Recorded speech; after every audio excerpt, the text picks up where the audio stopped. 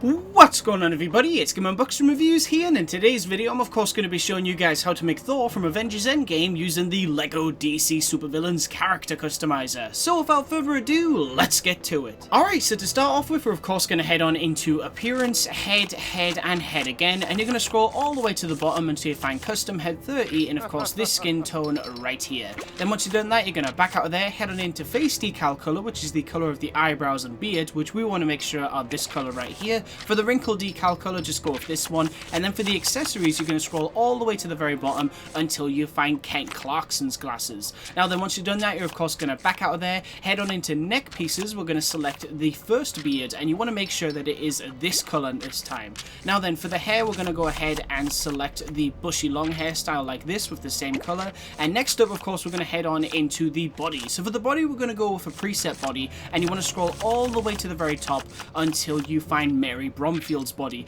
which should be dark red by default anyway, but just make sure. Now, of course, Mary is a character that is included in one of the Shazam DLC packs, so you will need one of those DLCs if you want to be able to make my very own custom version of Thor in this game. But if you do have that piece, all you need to do after that is back out of there, head on into arms, both arms, and you can select blank dark red arms if you want to. However, personally, I like to add a little bit more detail to my custom characters, so I'm going to go with bronze tigers in dark red, because you can see there, that looks really cool. Nice. Now then, for the hands, we're going to go to both hands, and you want to make sure that it is this color right here. For the hips, you're going to scroll all the way to the very bottom until you find Tricksters, which are these ones, and we're going to make sure they are dark gray. And of course, we're also going to do the same for the legs. So yet again, you're going to scroll all the way to the very bottom, find Tricksters, which are these ones right here, and of course, we're going to make them dark gray.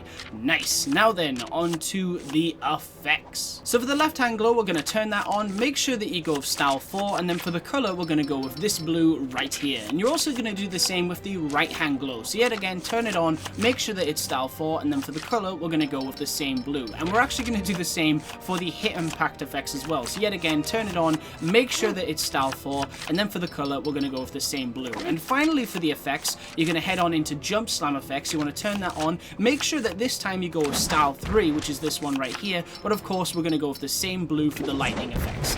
Nice. Now then, before we move on to the abilities, we of course need to give Thor Stormbreaker. So we're going to head on into weapons, scroll down until we find hammers and axes, and we're going to select the mechanical axe. And of course, for the color of this weapon, it needs to be dark gray. Nice. Now then, onto the abilities. So we don't need to add any abilities to the tag button, but for the jump button, we're going to go to double tap X and add the flight ability. While we're at it, we'll also add the hyper jump ability on hold X. Now then, for the action button, we're just going to leave tap square, because obviously you want to be able to attack with Stormbreaker, but on hold square, we're going to add the beam attack ability. So you want to turn that on, make sure that you go with beam style 5, which is this one right here. For the beam damage type, we're going to go with an electric beam. For the beam color, we're going to go with the same blue that we went with for the effects, and then for the beam origin, we're of course going to go with the weapon. Nice. Now then, before we move on to the skills, we of course need to add something to the special button. So we're just going to leave tap circle, but on hold circle, we're going to add the explosion attack ability. So you want to turn that on, make sure that you go with explosion style 2, which is this one right here. For the explosion effect, we're also going to go with the second option, which is this lightning effect. For the explosion damage type, we're going to go with an electric explosion, and for the explosion color, we're of course going to go with the same blue that we went with for all of the other effects.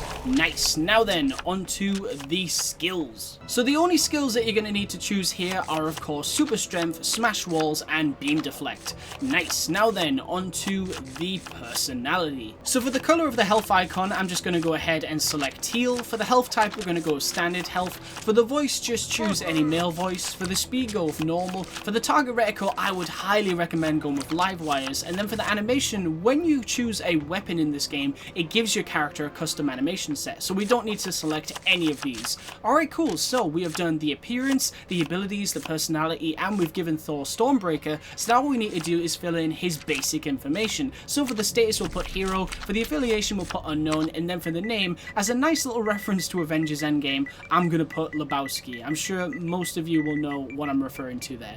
Nice. Alright, cool. So now, of course, what we're going to do is drop Thor into the hub world and see just what he can do. And here he is. This is, of course, my custom-made Thor made in LEGO DC Supervillains. Now, the reason that I decided to create this particular version of the character is because I recently rewatched Avengers Endgame, and this was the first time that I'd seen the film since last April, but I'm very pleased to say that it is still an absolute absolutely fantastic movie. Now, one of many things that I love about this film is that while Chris Hemsworth has had several funny moments in previous MCU films, even since the beginning in Thor 1, Endgame really took it to the next level. And I know that not everyone was a fan of this twist on Thor's appearance and attitude, but when you really take into account the fact that the guy lost his mother Frigga in the Dark World, then his Allfather Odin in Ragnarok, followed by Mjolnir, and Asgard itself, his entire home, and Loki, his brother, who was killed by Thanos in front of him in Infinity War,